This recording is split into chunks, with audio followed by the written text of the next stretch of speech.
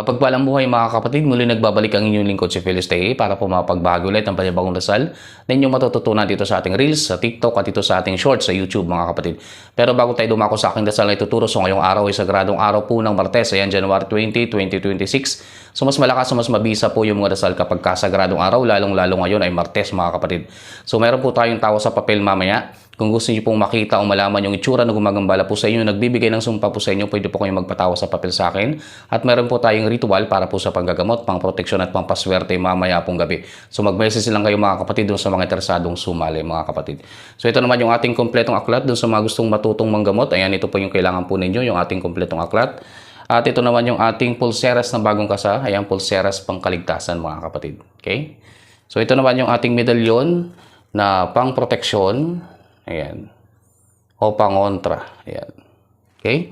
So ito naman yung ating medalyon na pampaswerte at panghalina. Okay? So mag-message lang mga kapatid sa mga interesadong kumuha ng ating mga gamit. So dumako na tayo sa ating dasal na ituturo. Yung ating orasyon na ituturo ay tungkol ito sa orasyon, gayuma, pangtapik sa taong kursunada upang ito'y mahalina mga kapatid. So kailangan mga kapatid, bago kayo makipagkita o bago nyo makita yung tao na inyong kursunada, kinakailangan bigkasin nyo muna yung mga orasyon na ito ng 3 beses, sundan ng susi ng mga susi, ihip sa inyong palad at itapik o makipagkamay